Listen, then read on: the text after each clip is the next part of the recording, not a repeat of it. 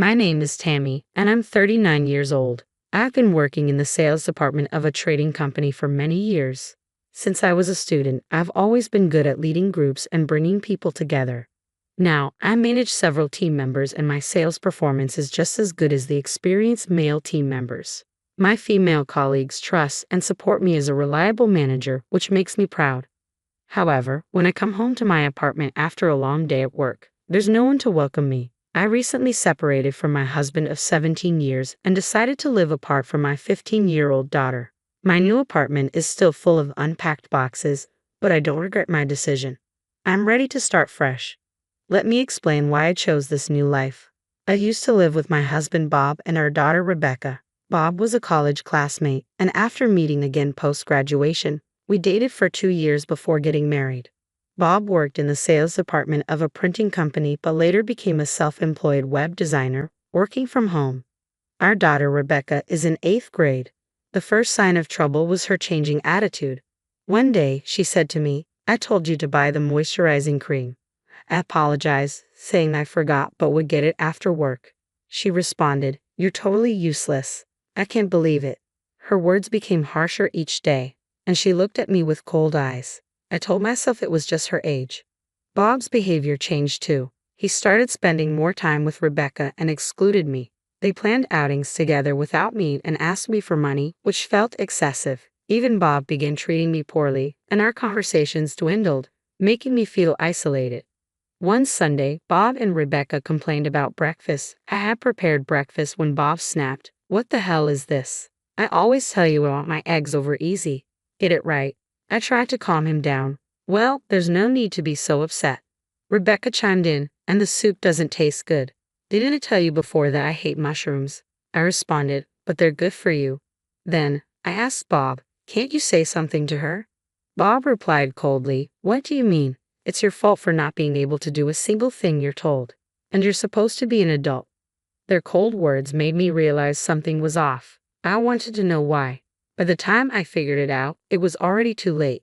One week, I learned Bob was planning to go out, so I decided to secretly follow him. Since Bob worked from home, he had no reason to go out, making me suspicious.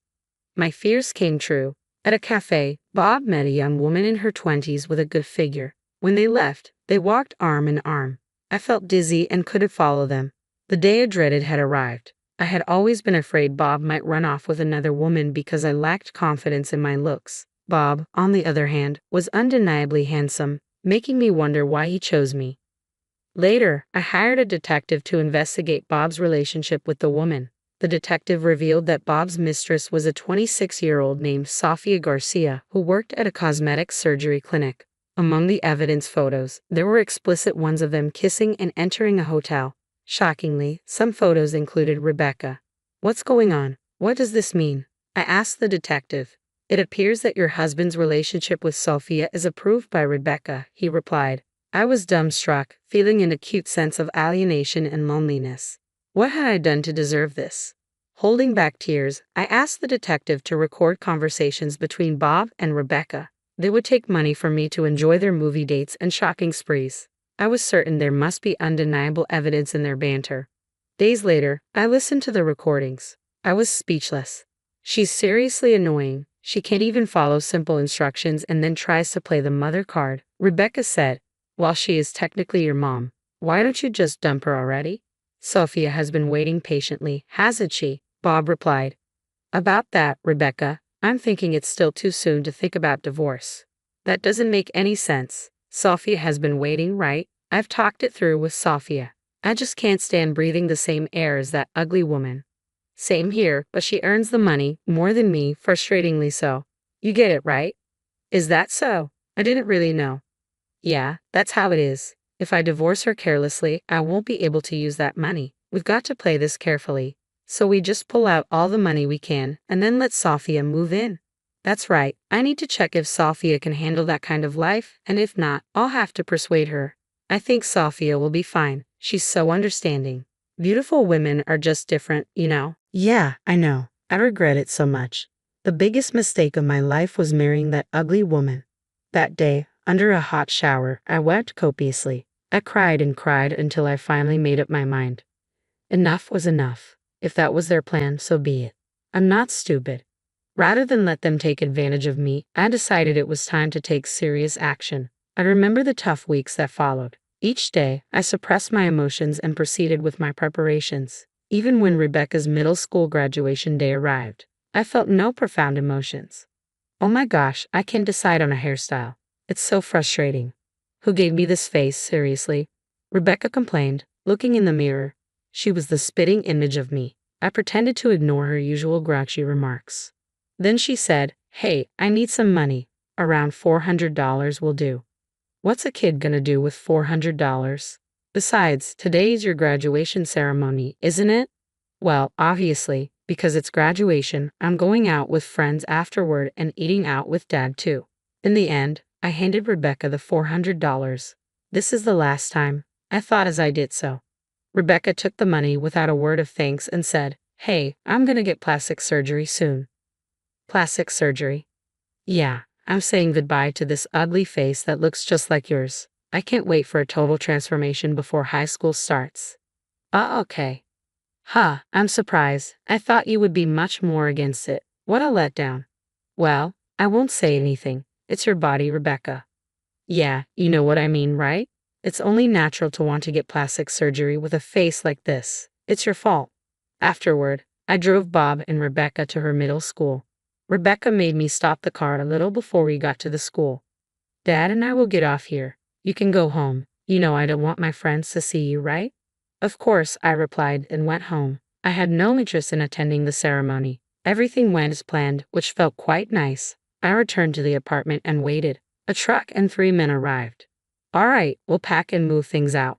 Given the amount of stuff, I think we should be done in about 2 hours." "Thank you, I appreciate your help." That day, I moved to a new apartment, leaving the divorce papers on the table of the old apartment. I had put in a vacation request at work and toured several places domestically, savoring the rare freedom. Perhaps I could have enjoyed it more without the persistent calls from Bob and Rebecca. A few days later, I returned to the new apartment, all rested for my journey. When I finally answered one of Bob's incessant calls, he sounded flustered. "You finally answered. Hey, where are you? What are you doing?" "I'm just relaxing in my room, watching TV." "What is it? You sound so flustered. Is something wrong?" "What do you mean, is something wrong? What do you mean by your room?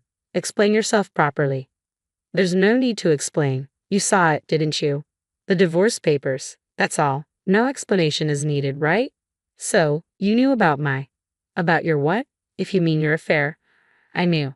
I have no intention of breaking up. I figured with your income you can't support Rebecca. But tough luck. I'm getting divorced and taking alimony too." "Who says I'm going to pay alimony? We should talk about this matter calmly." "Oh yes, you can bring Rebecca along or not. It doesn't matter to me. I didn't really want to see them anymore, so I abruptly ended the call, turned off my phone, and cut off contact. I chose the cafe where Bob first met Sophia for our discussion. But only Bob came. There was no sign of Rebecca. She must be fresh out of plastic surgery, poor girl.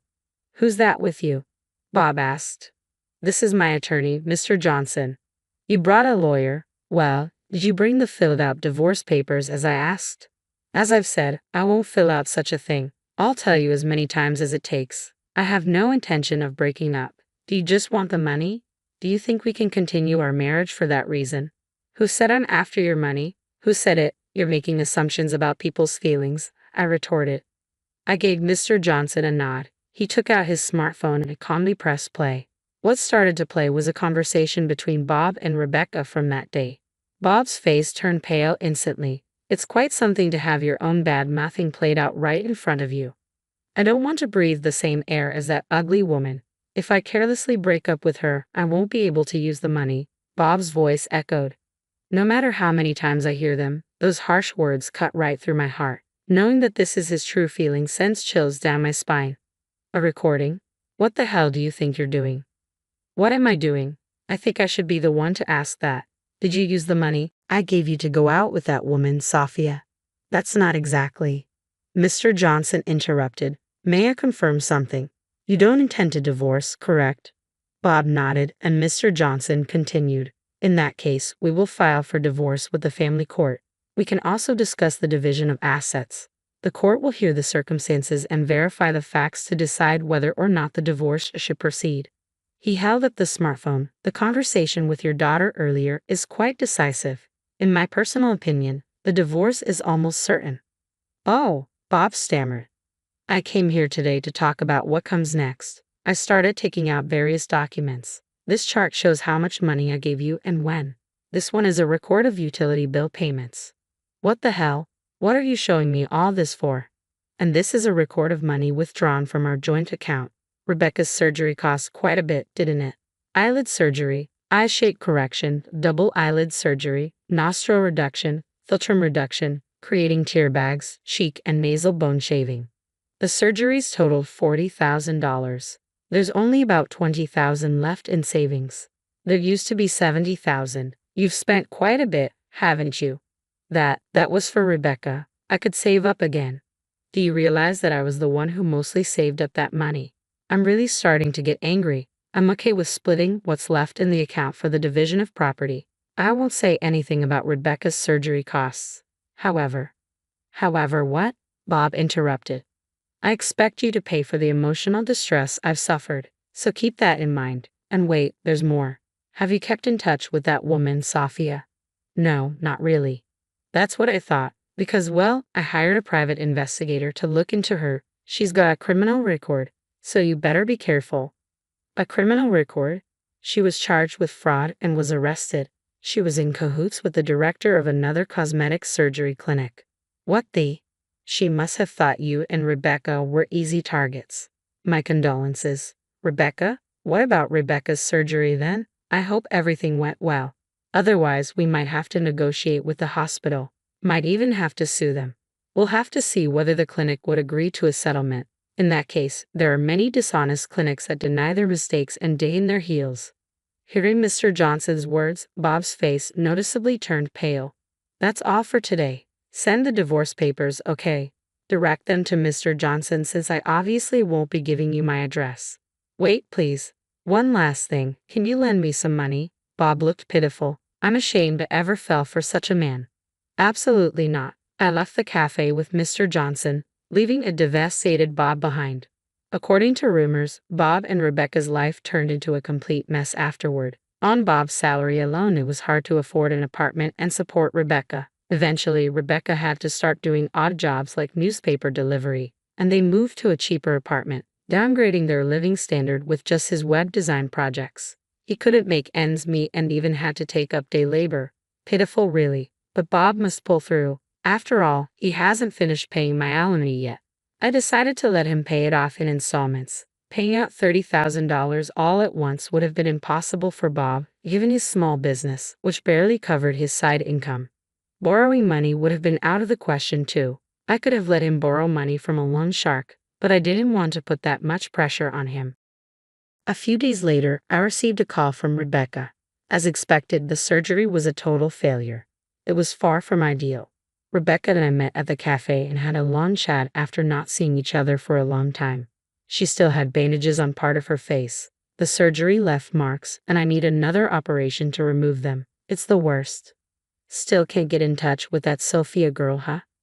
Yeah, you were right, Mom. She only saw us as easy targets. Rebecca stared out the window, a far-off look in her eyes. She seemed more mature to me than before. Well, I gotta go now. I have to go to my part-time job and do my high school homework afterward. I'm really busy. Good luck. Thanks, Mom. I'm really sorry for all the trouble I've caused. No need to be polite all of a sudden. I won't give you any money. Okay, I won't ask for it anymore. With a wave, Rebecca left the cafe. And that's how I ended up where I am today.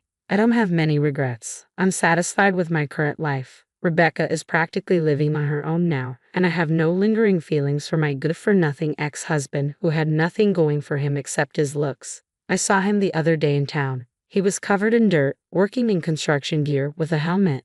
Did he always have such gloomy eyes? He looked so different I barely recognized him. Making a living is hard work, and he deserved to be in such a pitiful state after wasting so much money. It's not all about looks. I truly believe that now. I will continue to do my best as I am. In my eyes, the future now looks brighter than ever as I've hit the reset button on my life.